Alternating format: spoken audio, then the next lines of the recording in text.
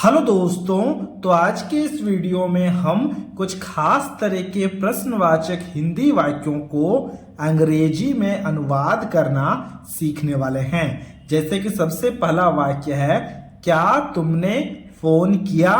इसी प्रकार का दूसरा वाक्य है, क्या तुमने फिल्म देखी। तो इस तरह के हिंदी वाक्यों को कैसे हम अंग्रेजी में अनुवाद करेंगे, यही हम आज के इस वीडियो में सीखने वाले हैं। तो शुरुआत हम सबसे पहले वाक्य से करते हैं। पहले वाक्य में लिखा गया है, क्या तुमने फोन किया।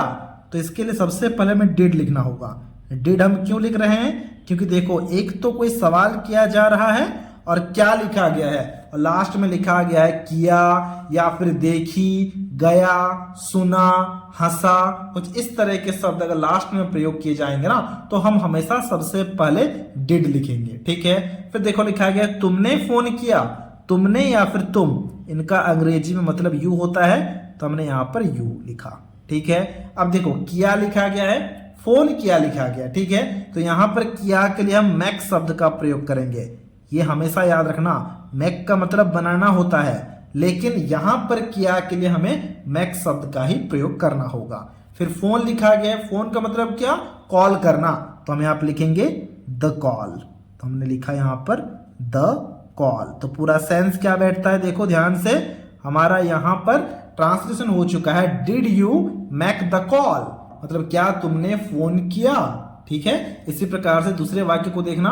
दूसरे वाक्य में लिखा गया है, क्या तुमने फिल्म देखी। तो इसके लिए भी हमें क्या लिखना होगा ना, सबसे पहले डिड लिखना होगा, क्योंकि देखो लास्ट में देखी लिखा गया है और सबसे पहले क्या लिखा गया है, तो हमने डिड लिखा। फिर तुमने के लिए हम यहां पर क्या लिखेंगे, यू लिखेंगे। अब देखो देखी लिखा गया है, यानी कि देखना। देखना का अंग्रेजी में मतलब होता है वॉच, तो हमने यहां पर वॉच लिखा। डिड यू वॉच, मतलब क्या तुमने देखी, क्या देखी, फिल्म देखी।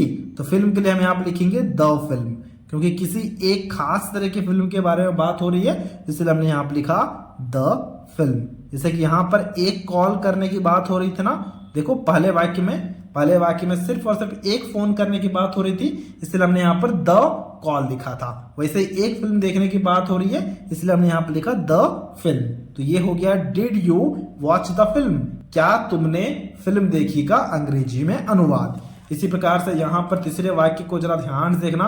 तीसरे वाक्य में क्या लिखा गया है, तीसरे वाक्य में लिखा गया है, क्या आपने किताब पढ़ी।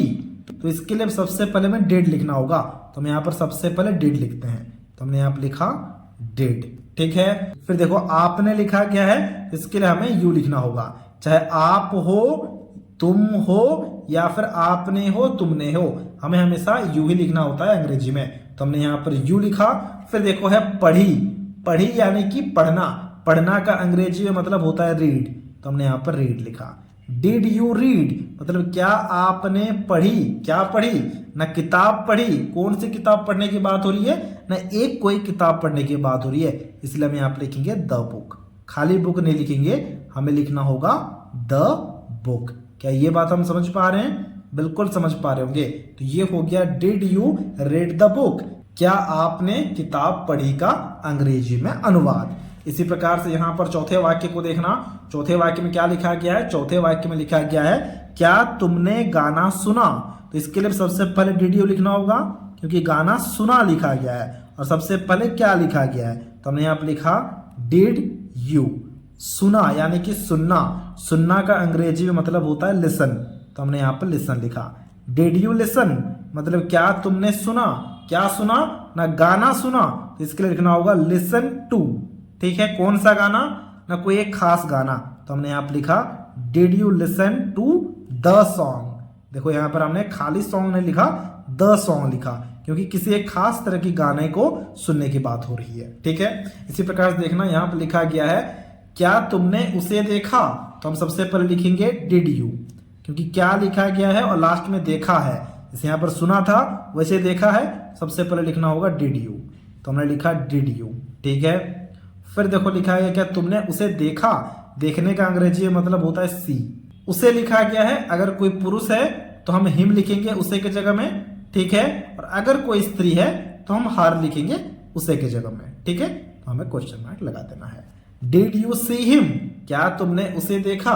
अगर ये पुरुष है तो, और अगर स्त्री है तो डिड यू सी हर, क्या तुमने उसे देखा का अंग्रेजी में अनुवाद। इसी प्रकार से यहां पर देखो छठे वाक्य को, छठे वाक्य में लिखा गया क्या तुमने पानी पिया। अब इसके ट्रांसलेशन को अभी आपको खुद से करना है और हमसे कमेंट बॉक्स में शेयर करना है। ये था आज का वीडियो। अगर आपको ये वीडियो अच्छा लगा है तो इस वीडियो को एक लाइक जरूर से जरूर कर देना।